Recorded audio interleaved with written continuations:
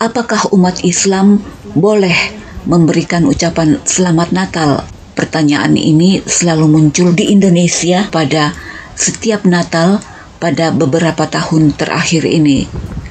Waktu saya masih di Indonesia, tahun 1970, 80, 90-an, belum ada perdebatan tentang ini. Dulu di Makassar ada istilah ziarah hari raya. Yang Muslim berkunjung ke yang Kristen saat Natal. Pengalaman ini akan saya ceritakan. Dan sekarang saya tinggal di Belanda. Perayaan Natalnya lebih aneh lagi. Apa keanehan itu?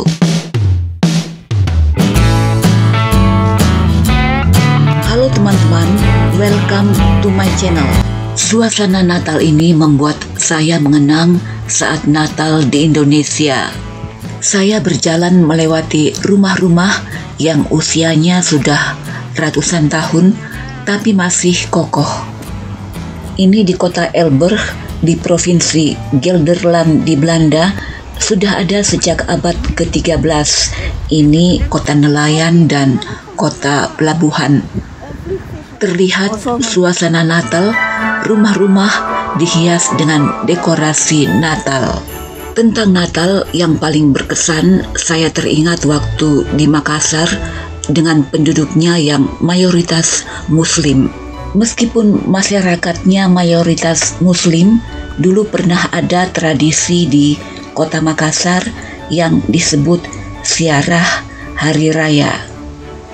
Artinya kalau Natal, tetangga Muslim ziarah, begitu istilahnya, ziarah ke tetangga Kristen mengucapkan Selamat Natal, disuguhi kue-kue, potongan kek di piring kecil, dan minuman.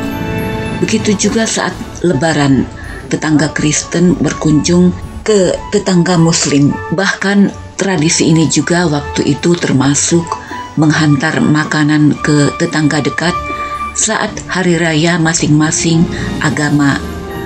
Pada hari Lebaran, yang Muslim mengantar makanan seperti ketupat, buras, masakan ayam, daging atau ikan ke tetangga Kristen yang terdekat.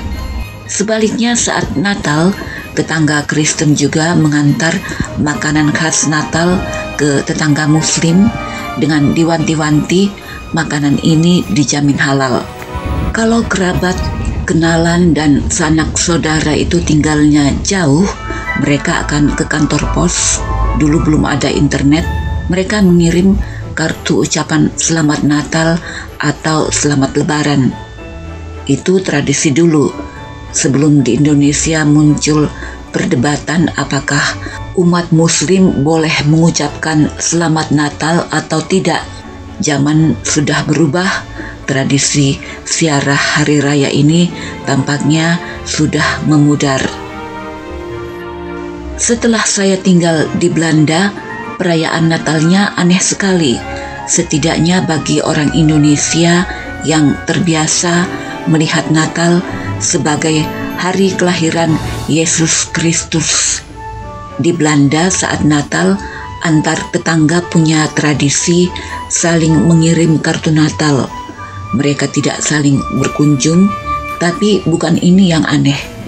Yang anehnya adalah orang Belanda mengirim kartu Natal juga ke tetangga yang bukan Kristen, termasuk ke tetangga keturunan Arab. Dan tetangga non-Kristen yang dikirimi kartu Natal tidak merasa tersinggung, karena mereka tahu ini lazim di Belanda. Kalau di Indonesia, Natal itu hari rayanya umat Kristen. Natal di Belanda lebih dipandang sebagai tradisi hari berpesta. Sebagai hari pesta, masyarakat Belanda menganggap ini berlaku bagi semua orang, baik itu orang beragama, apapun agamanya, maupun yang tidak beragama. Orang Belanda yang umumnya tidak lagi menganut agama tidak punya prasangka apa-apa bahwa kalau mereka mengirim kartu Natal ke tetangga non-Kristen mungkin akan menimbulkan ketersinggungan. itu tidak ada di pikiran mereka karena memang tradisi Natal di Belanda bukan lagi tradisi keagamaan. Bahkan sudah lazim di Belanda, orang-orang keturunan Arab dan Turki yang sudah turun-temurun tinggal di Belanda, banyak yang menjadi sekuler. Tidak sedikit juga di antara mereka yang memajang pohon Natal di rumahnya. Di Belanda, pohon Natal dan pernak-pernik Natal lainnya tidak dipandang sebagai simbol Kristiani, melainkan dipandang sebagai simbol kegembiraan pesta. Itu sebabnya saat Natal, orang Belanda juga biasa mengucapkan Fijne Feestdagen, artinya selamat berpesta.